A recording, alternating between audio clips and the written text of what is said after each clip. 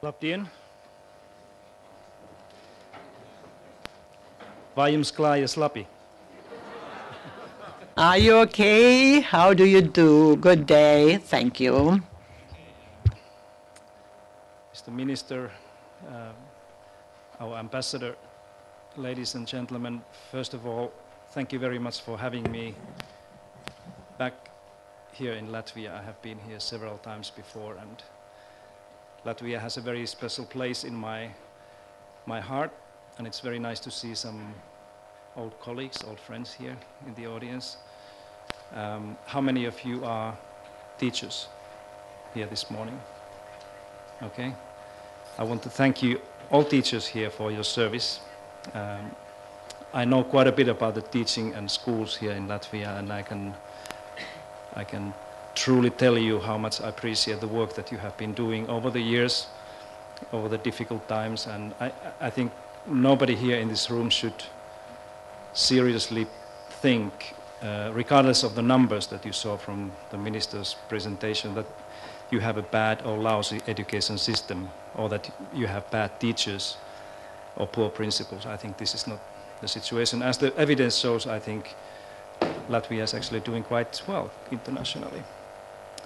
And what is encouraging to hear from Mr. Minister's presentation is that you are still free from many of those crazy ideas that are traveling around the world in education reforms. I will talk a little bit more about this, but I think the skill here really and everywhere else is to get the policies right, to get the system really operate as a system, as a complex system. And if we know anything at all about making education systems perform well, one of the things is that we are not likely to be successful if we only try to reform education system by changing one or two or three elements and parts of education. We have to see it as a system, and this is one of my lessons here this morning. Okay. I want to give you 1 minute because of this very comprehensive and rich presentation. Just 1 minute to think. Some of these questions, what do you think is important in education? Just take one minute. I need to drink something, so. But you think, don't talk, just think. What do you think is really important in education in general? Okay?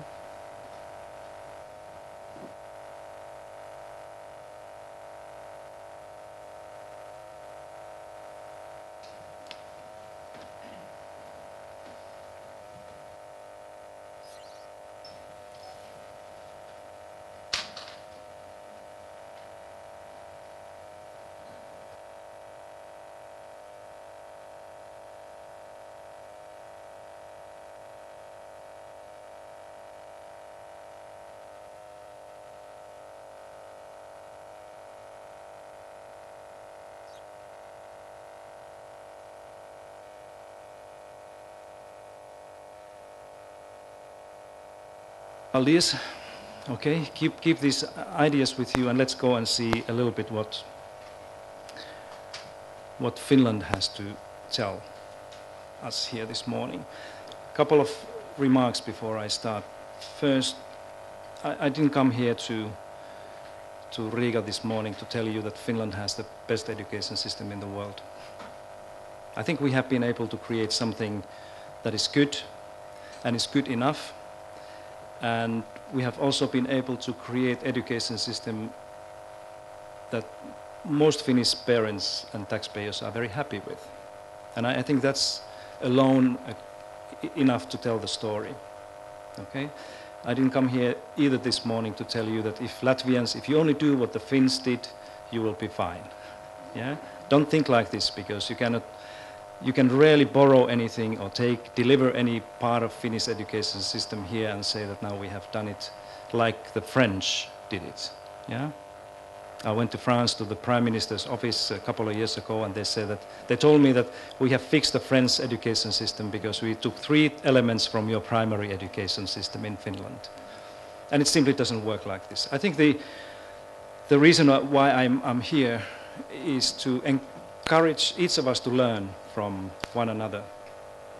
And my book, Finnish Lesson, is equally a book about what Finland could learn about Finnish experience and experience from others. So I think that learning from one another is the thing we should be doing, not importing or stealing or borrowing ideas, because they rarely work. Finnish story is not about transferring ideas from other countries. Actually, we have borrowed many ideas from Sweden, and you know the relationship between Finland and Sweden is like Latvia and Estonia. Yeah? That's why it's quite difficult to be in a Stockholm School of Economics building as a Finn here. But I'm proud to be, I'm one of those who is proud to be a neighbor of Sweden, because part of my family is there, and my family is a Swedish-speaking Finnish family as well, so there's no problem with that. Okay? So let's start. Let's go with this. And my first question really is that why Finland in this context when we talk about education performance? Because just 10 years ago there was nothing really to share with anybody about Finnish education. Yeah? When I was working here with the Latvian teachers and schools in 1990s and just around 2000, 2001, it was right before the first OECD PISA results came out. Nobody really asked me or anybody from Finland about these educational achievements. Yeah? So it's a fairly new thing, and now the question is why Finland? I don't know what moves in your mind if you, when you see this magic word Finland, or you say Suomi, yeah? When you think about Suomia, yeah? What do you think? What's in your mind? Happy children. What else? Nokia, cold. Huh? Okay. You know, when I travel in Australia, United States, or Africa, or China, and I ask the same question, what do you think when you hear the word Finland? And it's interesting because all the images are the same. You know, this is the most common idea that people associate with when they think about my country. Snow and dark and ice and cold. Yeah? And it's interesting because for many people it's difficult to understand how you can have all these accomplishments, like good education system, when you have conditions like this. Okay? And many people, by the way, they think that conditions are always like this in Finland. I was living in Italy for 3 years, and when I was coming back home, I got a delegation of my Italian friends with the flowers and cakes and wine coming to me and they say that we are so sorry that you have to go back home. And I said, why is this? And they say that because we understand that it's always ice and cold and dark in Finland. Yeah? In the United States the other day, there was somebody came to me and said that now I understand why Finland is so good in PISA and these international studies. And it's because the conditions are like this. Yeah? Children cannot go out. They stay indoors and do homework all the time. Yeah? There's nothing else to do but do homework. Yeah? So it's quite difficult to understand these things. This is the other one. That is quite often people think that this is Finland. Yeah? That we are forest people. Yeah? And like this guy here, I don't know if he's tired or under some other types of substances. But there's something in this picture that really reminds me of Finland, because Finnish people, maybe this is true with Latvians also, but Finnish people in one way are very different than Americans or British or Italians. And it is that we find peace in solitude, that we want to be by ourselves. That's why we have the lakes and saunas and all these things where we want to go alone with anybody and not to talk too much. When I moved to the United States, one of the most difficult things for me was to learn how to talk when you have nothing to say. Yeah? Do you know this feeling that you have to talk to somebody and think that, what should I say next, because there's nothing to tell. Yeah? But in 2 years I became very good in this. So I can talk 2 hours without saying too much. This is the thing called small talk. Yeah? And let me tell you a little story about the two Finns. They were really best friends. And they met after many years. by accident in Helsinki, and they were so delighted about this reunion that they decided to go to the nearby restaurant and just celebrate, take a couple of drinks, because they were so happy that they finally met one another in the city. So they went into the bar and ordered 2 glasses of vodka. They had the vodkas, but didn't say anything. Okay? Then they ordered 2 more, had the vodkas, still no words. 3rd vodkas came, there was still silence. Okay? And then when they were having the 4th vodkas, the other fellow said that, kippis. And you know what kippis is? Yeah, it's like cheers. How do you say in Latvian? Ah, okay. So he raised his glass and said that kippis. It was really funny, really happy about this, finding this guy. And his friend said that, did we come here to drink or to talk? Yeah. Ice hockey, a sport, is something that many people think about, our Formula 1 drivers or hockey players or skiers or ski jumpers. So sport is a very important, just like music and arts in Finland. And then, of course, Santa Claus. Yeah. Some people say that Santa Claus is a Swedish man, but believe me, he's not. He's living in another part of Finland. When I travel in Asia, in Japan and China, everybody knows, first thing they say is Santa Claus is from Finland, and that's a nice, of course, it's one of these Finnish brands, right, that we are known of. But you know, all these images, and there are many more that people think about, are not really very close to what could explain good education, right? These are all like a fairy tale, something that is difficult to really understand what's going on. Finland is a very strange place. We like to do things in a different way than many others, especially Swedes. Okay, let's be a little bit more serious and see how can we what should we think about when we are trying to understand, make sense about the Finnish education. And please do remember that I'm not saying that Finland has the best education system in the world, because this is not necessarily true, because we are often only looking at this OECD PISA studies, and that's only a very small little part of the play. So here in Latvia, I think you should never think that the OECD PISA is the ultimate final evidence of a good education system. It's an important part of it, but there are many other things that we should be looking at, and some of them are even more important. 3 things I think that are very important here is that Finland has not always been a good high performer. In my book, I collected, when I did the research for the book, I collected all the evidence that we have in Finland internationally related to our international performance against other countries. And all the evidence I have, whether I take the enrollment rates or graduation rates, achievement, student assessments, funding, anything, shows that Finland has been at best at the average of international performance. So we have not always been praised as a good education system. Probably more importantly, Finland has never wanted to be number 1. And maybe this is clear and obvious to you, but there are many people who think that maybe Finnish education policies and reforms were designed in the early days to take Finland to the top of the world. And this is completely wrong. We never had these policies, we have never had reforms that would have aimed to make Finland the best country in the world. Yeah? I will tell you a little while what has been the key ideas in our education reforms and policies since 1970s, and they are very different to this.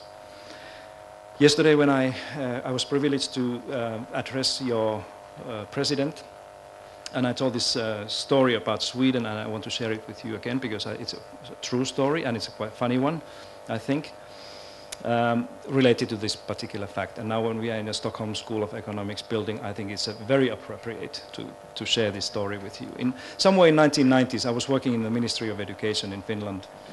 This was about 5 years before the first OECD PISA was conducted. And you know, the OECD PISA was a very important thing for many countries who thought that their education system is the best in the world, including Sweden and Norway and Germany, England, France, United States, many countries. They thought that they will be on the top of the first OECD PISA study. Okay?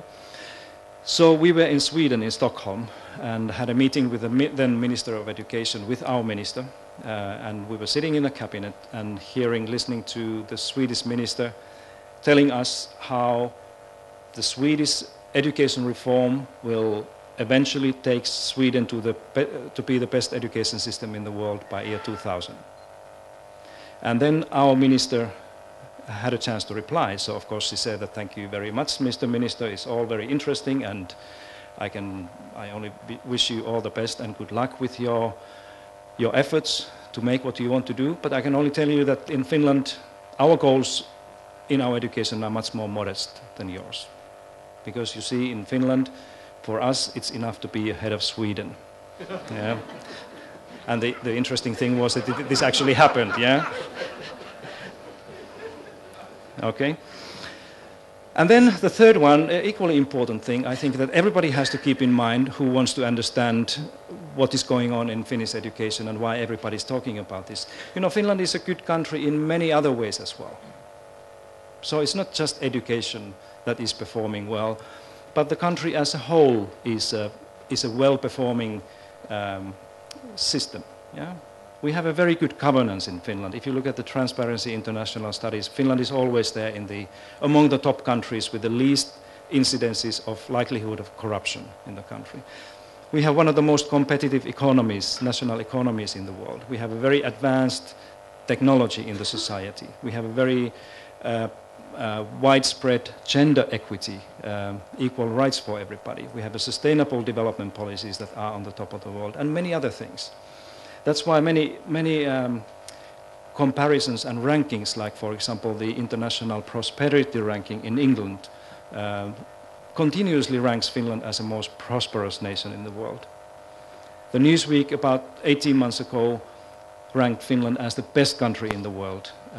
By the way, there's interesting, I'm sure that our ambassador knows this story, but when the Newsweek cover story 18 months ago was published, I don't know if you saw that, it said that, and the best country in the world is, and then you have to read the story, and the country is Finland, right? Somia, okay? And this was, of course, a huge surprise for the Finns as well, just like the first PISA. The same morning when this Newsweek story was published, where the story was that Finland is the best country in the world, there were 2 phone calls to the Newsweek headquarters asking for a recount, saying that there's a mistake there. And the reason to believe that there's a mistake in the mathematical calculation was that all the 6 indexes in that story has a maximum of 100 points. And one of the indexes is education. And Finnish score in education was 102. So this is how good the Newsweek thinks Finnish education system is. So these 2 phone calls were saying that, you know, you have a mistake, you have to calculate, and it's actually Switzerland that is the best country in the world, not Finland. Do you know where these phone calls came from? Can you guess? Sweden? Switzerland? Both wrong. They both came from Helsinki, yeah? From our 2 newspapers, and they simply didn't believe that Finland is the best country in the world. So there was a 6-hour confusion in Newsweek when they were trying to see what's going on there, and then the Newsweek released a press release saying that Finland is the best country in the world, full stop. The next day, our biggest newspaper had an editorial saying that everybody thinks that Finland is the best country in the world except the Finns. And this is very true in our education as well, that there are many people outside of Finland who think that we have the best education system in the world, but very few people in Finland who believe that this is the case. And the simple reason is that, you know, for Finnish teachers and principals and many people, it really doesn't matter. What matters is that we have good schools for everybody, and that parents and the country is proud of what we are able to offer through our public school system. Okay? So this is how it looks like, and I think this is very important when we talk about Finland, to make sure that we have the evidence and that we understand that there has been a progress starting from 1970s. So this was how the situation looked like in 70s and still 80s, that Finland, our country, was running behind the world.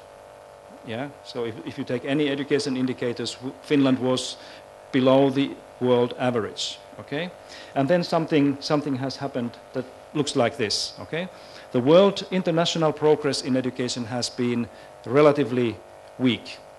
You know, many countries say that they have many-folded their funding in education, but the results are not satisfactory. Okay? There are some countries where they say that the the level of education, the quality of education has declined during the last few decades. Okay? In any way, Finland has been able to pass the many other countries, and this is no, it doesn't work. Anyway, if you look at the 1990s, between 1990s and 2000, that's the time when Finland went through a very serious economic crisis. Our GDP declined 8-9%, and unemployment went to 20% and so on. In normal circumstances, in almost any other country, we would have been seeing the decline also in education. Yeah? But in Finland, we didn't let it happen because we continued investing in education, particularly in research and innovation work. And this was very much also because of the Nokia. You know, remember Nokia started to focus on mobile communication technologies in the end of 1980s and 1990s. So it was important to keep this engine going. So we, rather than we cut education and research funding, we increased it. We kept it increasing so that the country can recover, and that's why we were so rapidly coming back from the crisis. Yeah? So I was invited to speak in Ireland last year when Irish people are in a very difficult situation economically, and this was my message to the Irish politicians, is that don't cut funding for education because it will be very difficult to come back when the times are better. It takes a skill and consensus to decide what to do. But this is how Finland has been able to pass. And now, if we look at the situation today, we seem to be doing quite well compared to many others. So now the question is that what did we do? Of course, if there has been this steady progress and improvement in Finland over the last 30 or 40 years, the good question is that how did it happen, right? Okay, so we have basically two alternatives. Again, I think very important. The first option is that we have had same policies or similar policies than everybody else, but we have just been better in implementation. We have had more resources, or we have a kind of a smarter way of implementing these, or some other things. But the point here is that the question here is that did Finland have similar policies than everybody else, like America and England and Sweden, other countries? And we were just luckier with the implementation. Or did we perhaps have a different policies and very different implementation of these reforms? And ladies and gentlemen, this is something that we have to answer these questions first before we can really understand anything at all why Finland has been so successful. Okay?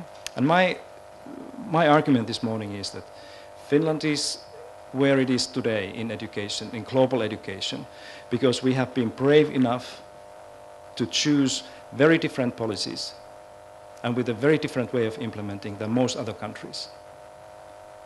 So we have not been following this global movement that I will tell you briefly in the end of my presentation, that unfortunately many other countries have done, like Sweden, for example, and our Nordic neighbors. They have, I would say that the difference there is that they have followed too much what's going on in the world without thinking whether it's good for the country's education systems.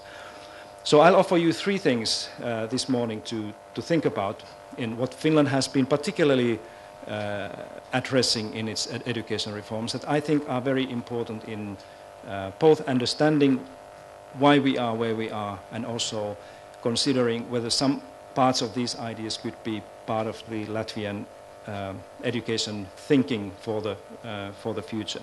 And one of them is that we have always placed equity before quality in our education reform. Let me repeat this because this is important. The Finnish education reforms since the 1970s have always been addressing equity and equality of educational opportunity as a primary driver and element of our education policy and reform. Meaning that equity means here that we do not allow the students' family background to determine their educational performance. Yeah?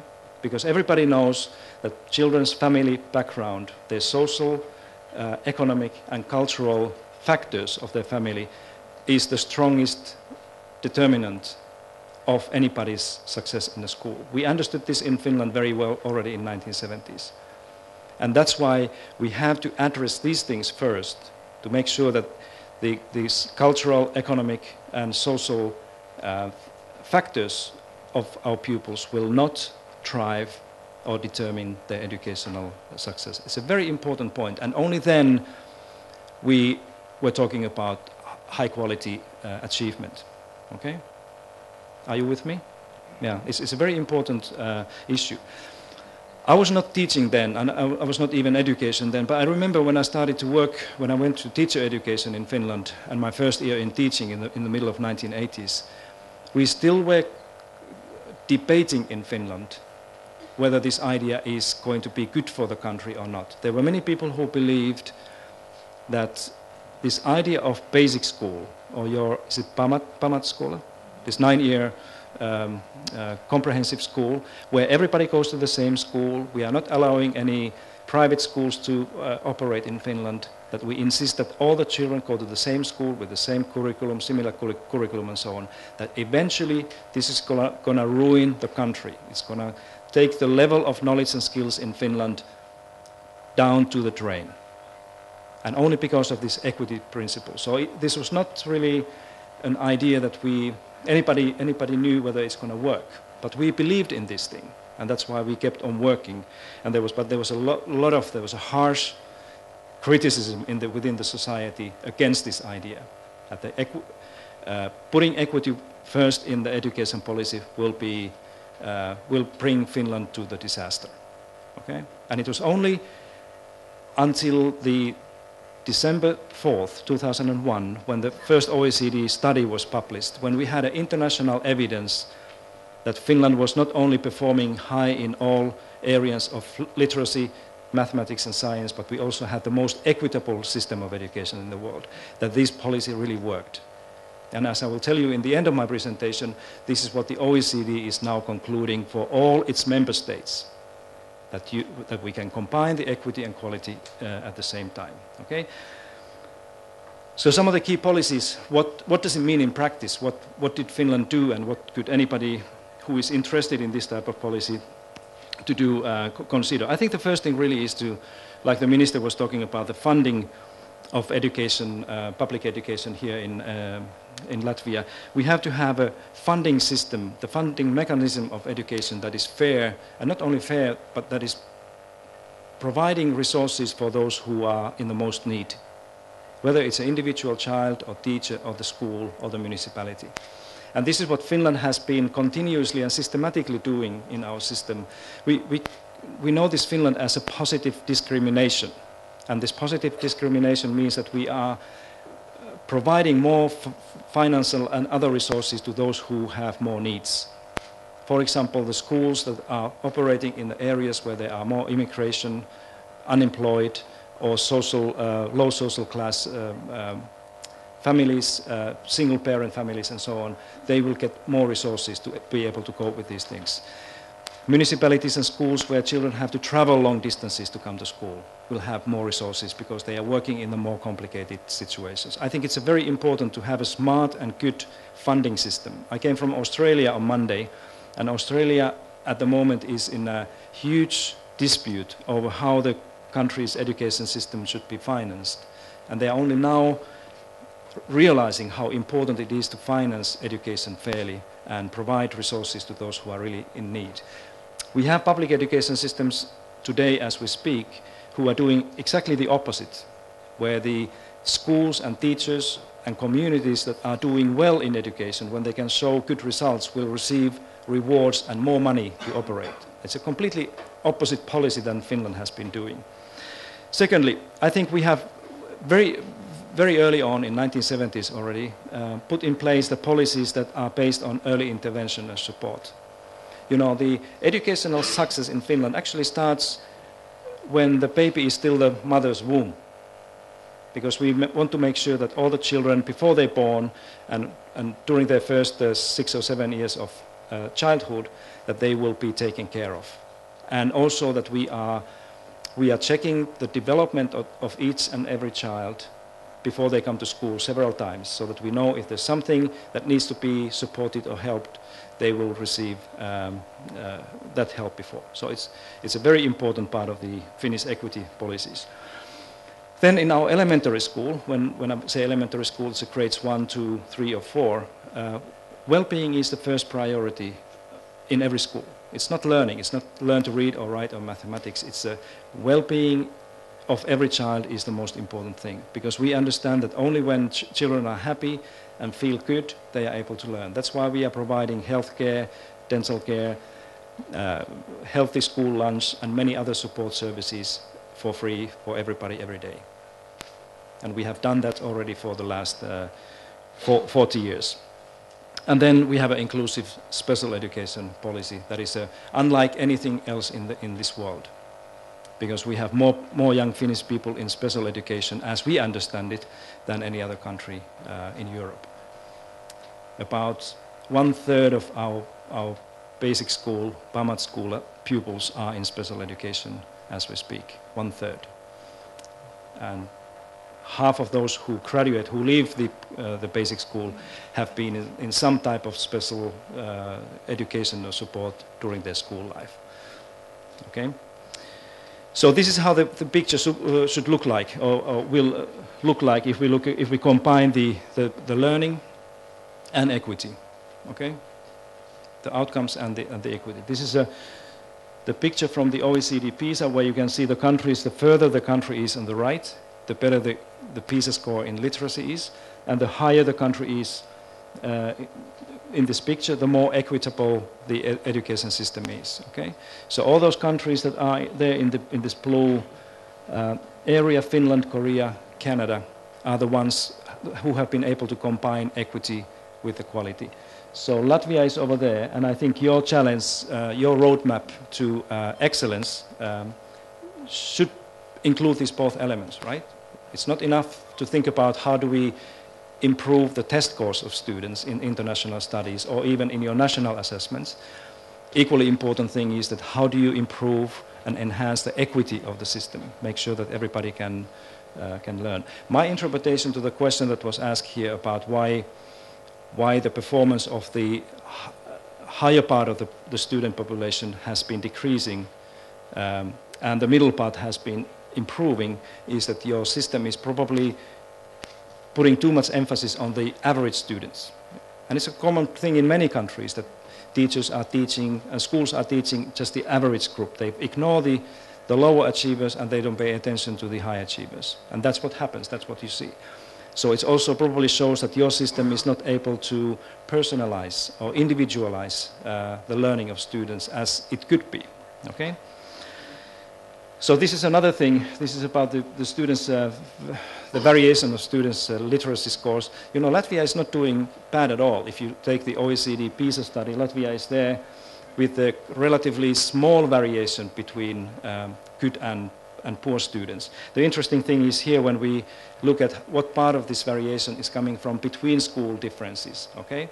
And this is how it looks like in OECD, Finland and Latvia. And Latvia and Finland are very similar, meaning that the differences between our schools are fairly small. Here, your between school differences in reading literacy in Latvia is about 1/3 or 1/4 of the OECD average. So it's a good situation. It's easier to improve from here than from any other circumstances. Let me show a couple of pictures about the smart resource or time management that you were talking about based on the minister's presentation. In Finland, we have less teaching time on our teachers than many other countries in the world. So Finnish teachers are teaching relatively shorter school days than almost anybody else in the world. So here you can see that this is from the OECD database again, different countries. Latvia is not there because you are not in the OECD. You are not a member of the OECD. So, but just if you look at the United States and then Finland, this is the annual teaching load in different countries. Just to give you an idea how differently teachers are working in different parts of the world. The difference between the American and Finnish teachers in terms of 1 day of work is that in the United States and many other countries, teachers are spending 2 hours, 120 minutes more every day in a classroom than in Finland.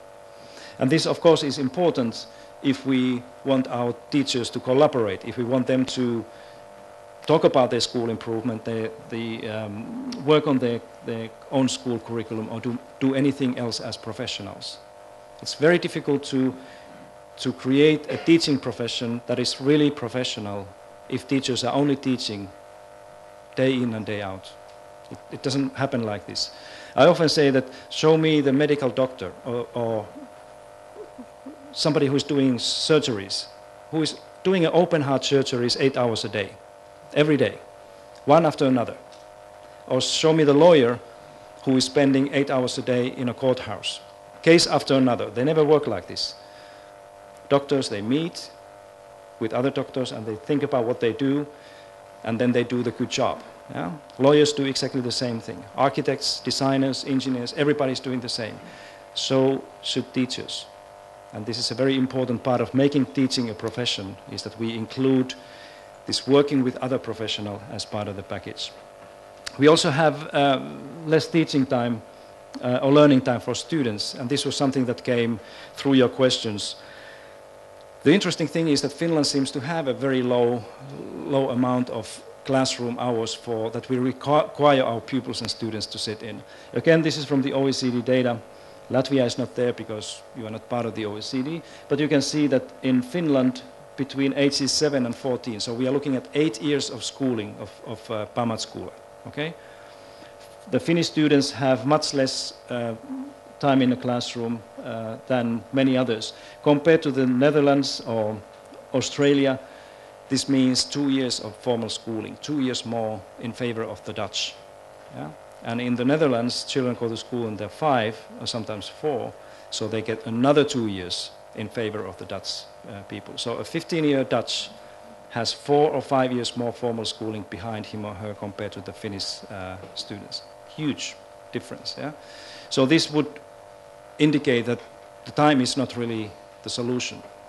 Having more time or less time in a classroom or school is not likely to make the difference as we want to. Yeah? Because if it would, we should see much more clearer correlation here, that if you have more classroom time, you should have better results. But you don't really see this. Yeah? So it's a better question is that how should we spend this time? What should we do when we are in a school? What type of curriculum or teaching methods we should have to make the most out of this time that we have. So this is something that I got from if you look at the Eurydice, it's interesting because it shows that Latvia actually has a very small number of compulsory classroom hours for the grades 1 to 9 children. Yeah? I was surprised to see this in the EU, the European Union statistics, that anybody of you, if you want to go there, you can find exactly this data. It's about 5,000 hours a year, yeah, 5,000 hours combined. So it's even less than Finland, yeah. And now again, if we take the OECD PISA results here, you will see that there's no correlation. So it doesn't mean that the more countries have instruction hours for pupils, the better the results. It doesn't really correlate at all. So this is something that we should rethink. Less homework. We heard about the homework, amount of homework. In Finland, young people do very little homework. In our elementary school, in many schools, the policy is to do all the homework at home. Okay? And then finally, I want to mention a few things about the teacher professionalism, which is a very important. This is my third message here this morning, and it's a kind of a cornerstone of the Finnish success, that we have deliberately and systematically upgraded our teaching profession since the 1970s to be a high profession among lawyers and doctors, and this is how it works. This is my niece, Vera. She's 26 years old now, and she's graduating to be a primary school teacher this spring. Okay, and her picture is here because she called me about 6 years ago and said that I have decided to become a primary school teacher. And she was graduating from the gymnasium or secondary school with the highest marks on everything, all the subjects. She was a straight A student, yeah. And she said to me that, what should I do? How can I get in? And I said, you're a smart girl and you're doing figure skating and music and all these things that needs to be done if you want to become a teacher in Finland. Just go there and you will do it. 3 months later, she called me crying, saying that, "Uncle, they didn't take me." And I said, "Tell me what's happened." And she was so sad about this thing that she could hardly speak.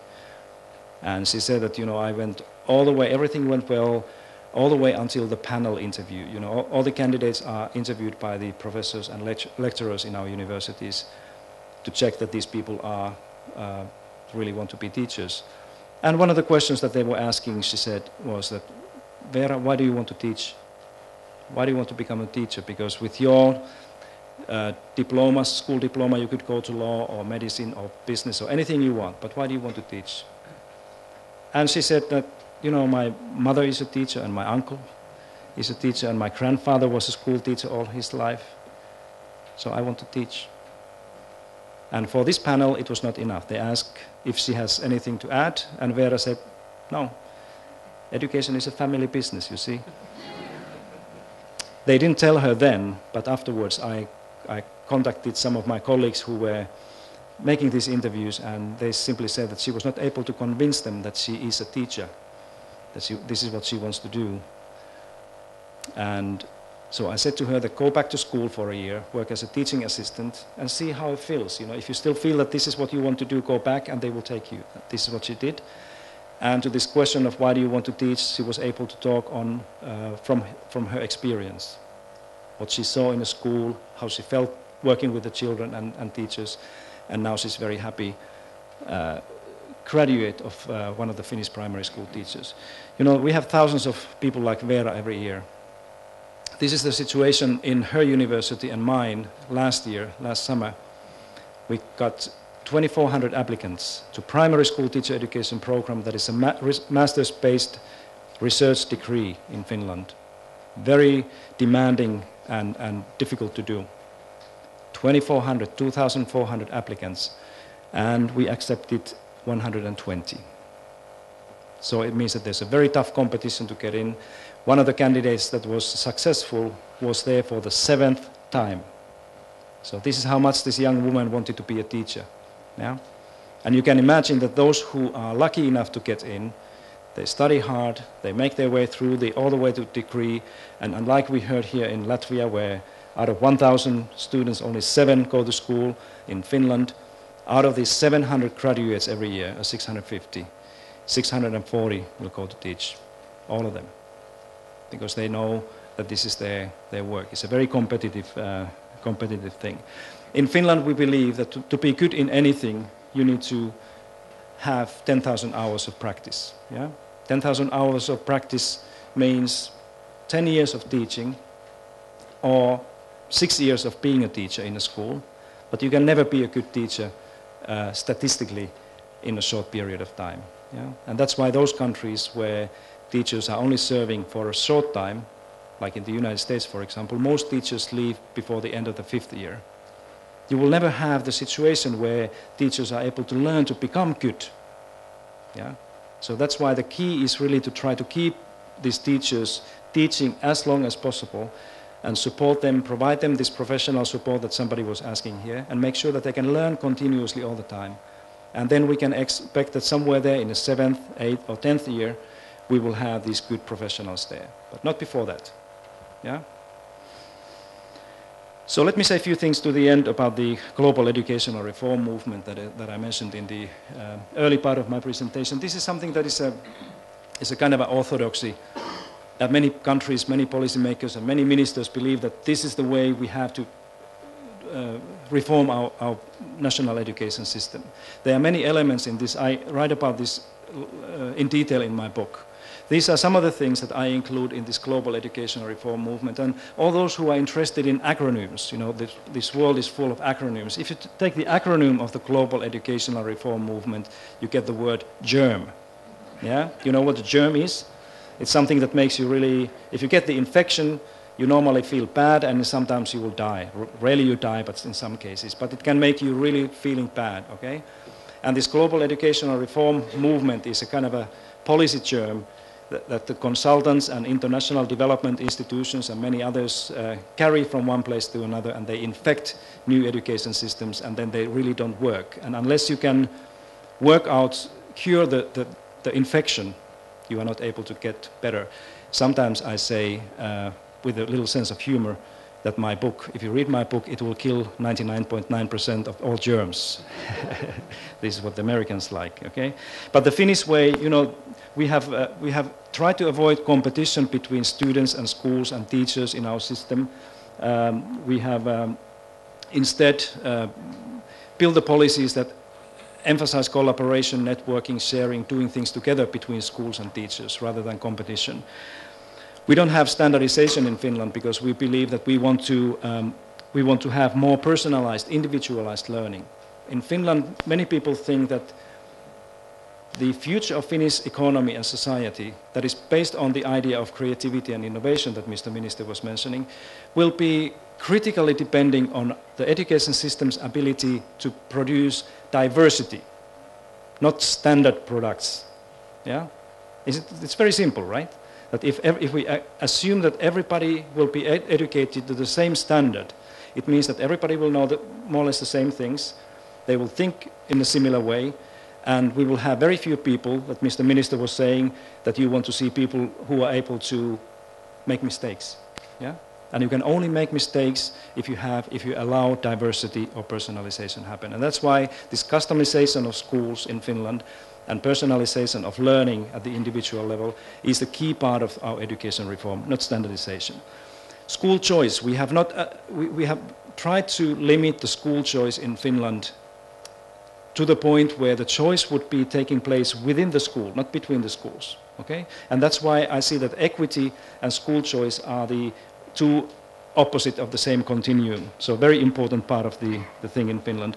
And privatization. We don't have any private schools, so that's why we have systematically built a public school system, because we believe that education is for public good. Let me show you the last things very quickly, and then we can have conversation.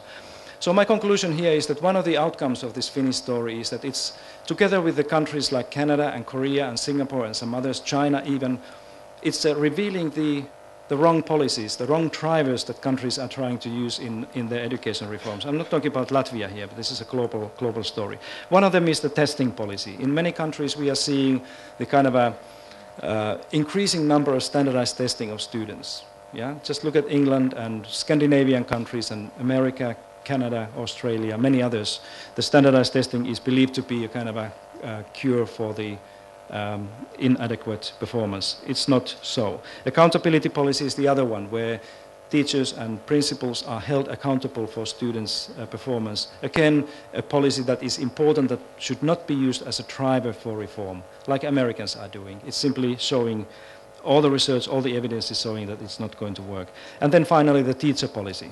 I think this is another area where we should have more comprehensive policies for making teaching a high profession, rather than finding a ways where we can replace teachers and fire teachers for something else, which is another other case where there's a lot of research evidence now showing that this is not a good policy. It may be good for some intermediate periods, but it's not a good comprehensive policy. So when I look at the world and how things are going on in education, it seems to me that there are many countries, many ministers and education systems where they are trying to do the wrong thing a little bit righter.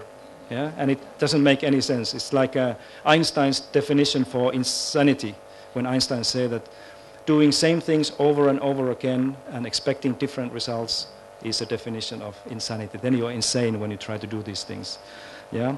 And I'll just show you the Sir Winston Churchill here. He was not a great education reformer, but he was a national leader and accomplished something. And he said something like this, that you can always count on Americans to do the right thing after they have tried everything else. Yeah? He could have been a great education reformer too, because this is very, very true. You know, the right thing is coming there at some point, but they have to try everything else before. And I hope that we are not like this, that we have to try everything, because we know already what works. This is what OECD is now concluding, and this is, ladies and gentlemen, very, very important part. This is an important, compelling message from the OECD that is so important for our education policies and national education reforms as well. Look at this. OECD is saying that school choice advocates often argue that the introduction of market mechanisms allows equal access to high quality schooling for all. Okay? However, evidence does not support these perceptions, as choice and associated market mechanisms can enhance segregation. And this is what is happening in many parts of the world, that there are more and more bad schools where the good teachers have been moved to somewhere else, and good students as well, and then those elite schools. And this inequity is just increasing in many parts of the world.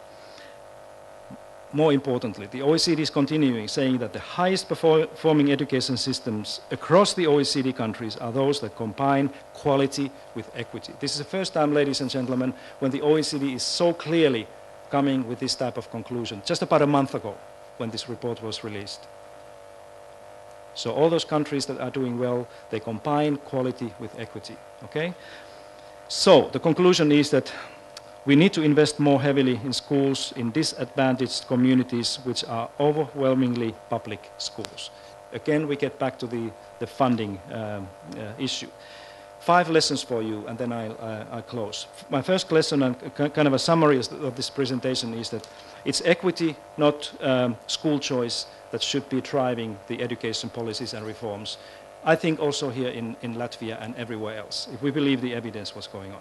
Second, it's personalization, not standardization, that should be in the first place in our education policies. We have to understand and find our own interpretations what this personalization and customization means. It doesn't mean that we give computers to everybody and children can study and do what they want to do. This is not personalization. Yeah? It's stupidity in my mind. Yeah? Third one is responsibility and trust is the first thing that we should install and establish in our school systems, not market-like accountability, where schools and teachers are held accountable for something that they have no chances to be. Okay? Then the fourth one, it's pedagogy, not technology. Yeah? And this is another important, interesting thing, because we are now in a situation where we have been investing billions and hundreds of millions of lads and euros and dollars in our schools and technology. And not the things that we expected to happen are happening, right? Another thing, ladies and gentlemen, is that today is the moment when, in general, we have more advanced technology at homes and in the hands of the children than we have in our schools. Yeah? And this is not going to change. Don't think that we will be in a situation where the school is a place where children, young people may have the most advanced technology. Those days are gone, far gone. It's only going to get worse. Yeah? In 2020, the schools there's no way that they can compete with the technology that everybody will have at their disposal any day, every day. So it has to be pedagogy.